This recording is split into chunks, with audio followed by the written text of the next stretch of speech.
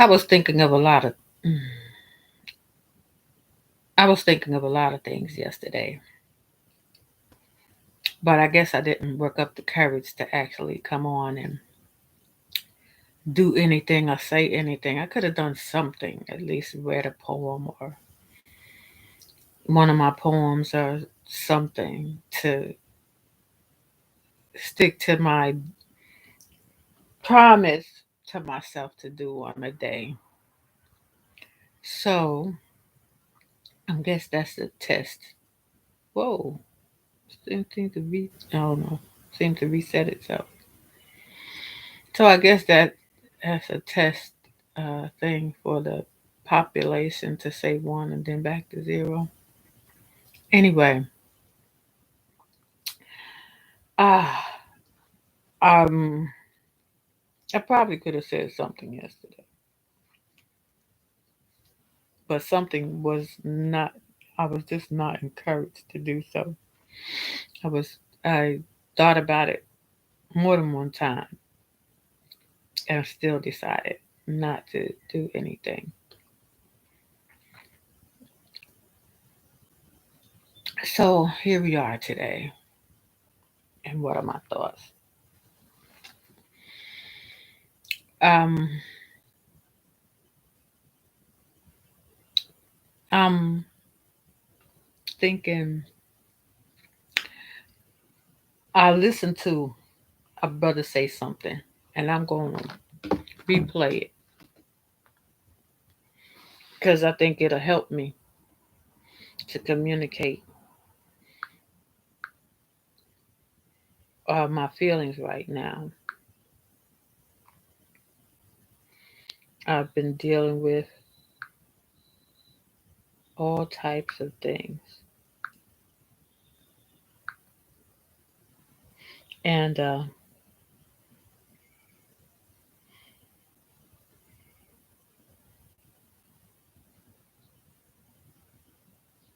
um, so I'm trying not to get distracted by too much right now, but I want to play this because I think it would be helpful to do that.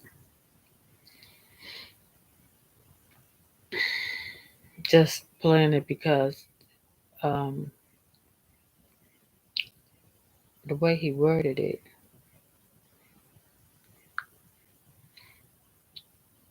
Be careful how you treat people. Be careful how you treat people, man. See, there's certain people that God don't play about. Be careful how you treat people, man. There's a scripture in the Bible that says, touch not my anointing and do my prophets no harm, man. You don't know who God got on assignment. And if God put them on assignment, there's nothing you can do. You can't come with your hate. You can't come with your negativity. You can't come with your bad words. None of that. Nothing you're going to try to do to harm them or stop them from fulfilling what God got for them is going to prosper. That's what that scripture means. No weapons formed against them shall prosper, and every tongue that accuses them in judgment shall be condemned. See, a lot of y'all be putting your mouth on people and don't even realize this is God's anointed. That's why the moment you say something bad, the moment you try to come against them, all hell breaks loose in your life. Yeah. So that reminded me of experiences that I've had over and over and over. Every time certain rel I had two relatives. Excuse me for doing that. I had two relatives that died in the same year. My grandmother's sister and my mother's older sister. My mother had already passed, and my grandmother's sister was helping my mother's sister to try to derail my life based on the fables that my mother's sister made up about my life.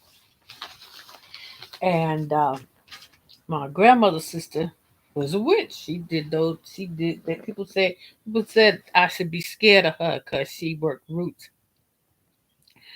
But there's no root that works against the anointed. There's no root that works against the chosen of creation.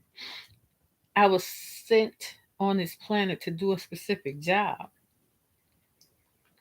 And in order to do that job, my security of place.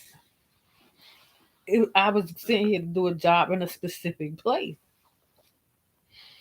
Not that I want that purpose, not that I actually want to be in that place.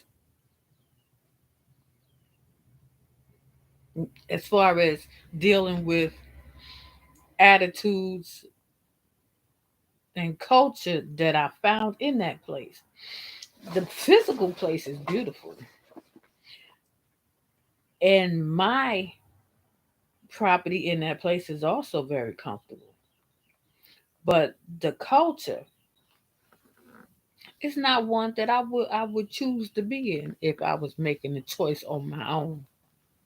So the choice was made for me by creation, which means that the universe has something for me to do in this particular place.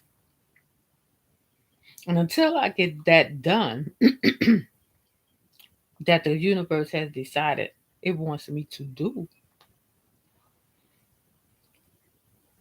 I'm going to be in this place. And I've been given clues about how long I need to be here. I don't need to share that because the universe gave that to me,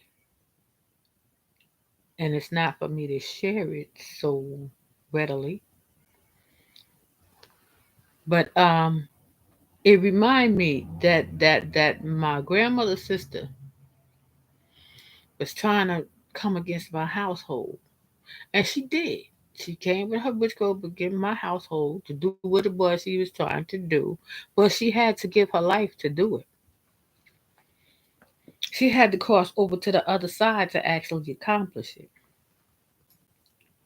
And then my mother's sister, that same year, decided to go to her uncle with her whatever her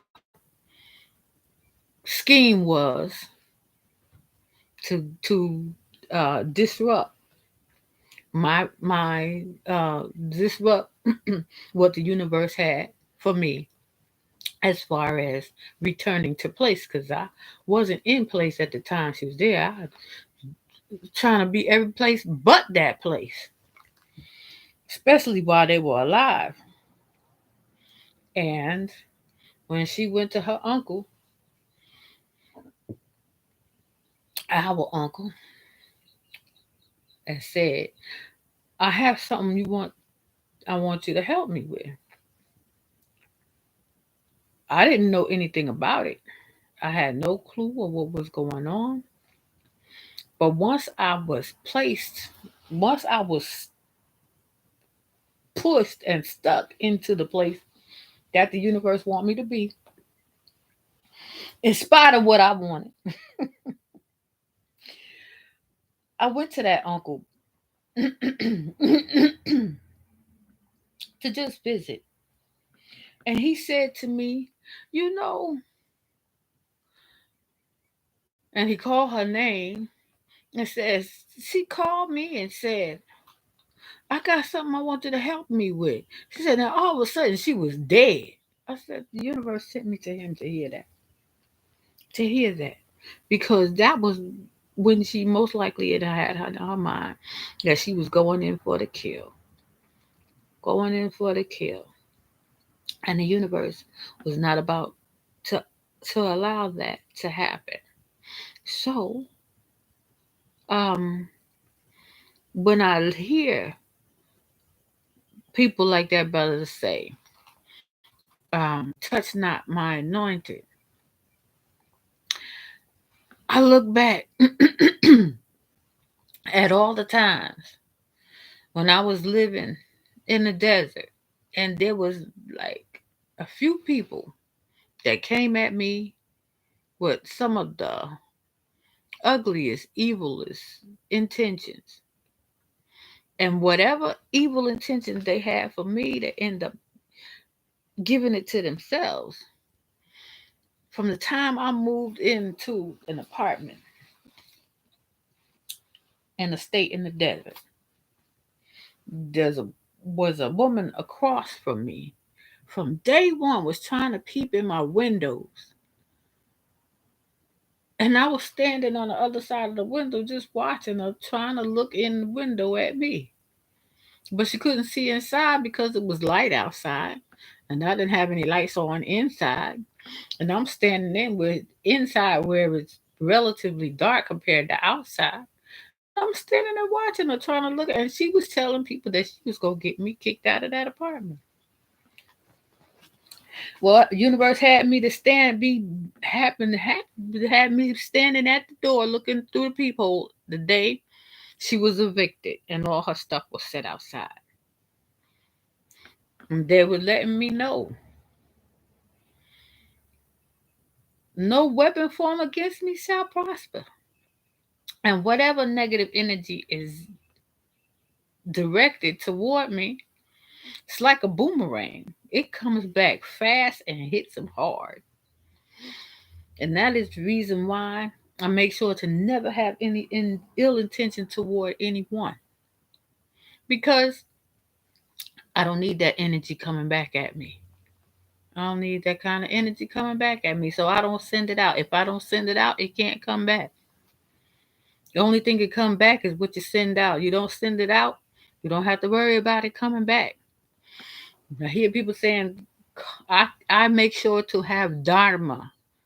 I hear people saying good and bad karma. There's no such thing as good karma. Karma is always bad. Dharma is karma and dharma. And I make sure to build dharma. I make sure to send out helpful energy. And I don't always get helpful energy back from that source, from the same place where I sent it. But it does come back. It just comes back from elsewhere. So send out dharma, not karma. Send out positive, good energy. I clap when I see people win. I clap when other people win. I want to see everybody prosper. So yes, I'm gonna clap when you win and you get something good. I'm gonna clap for you. I'm gonna make sure that I celebrate what you celebrate. I'm not gonna get mad because you got something good. I'm gonna be happy for you, and because I recognize that when I do that, I'm protected from all of the negative energy that I have seen directed at me over and over. And then I see what happens to those sent at me by evil spirits and evil people and evil agencies. I see so many people have tried to end my life whose obituaries I have collected. That's all I have to say about that. Don't send out negative energy. Clap when people win. Be good to yourself by not being envious of others. That's my message for today. Peace and blessings to everyone. Assalamu alaikum and have a beautiful day.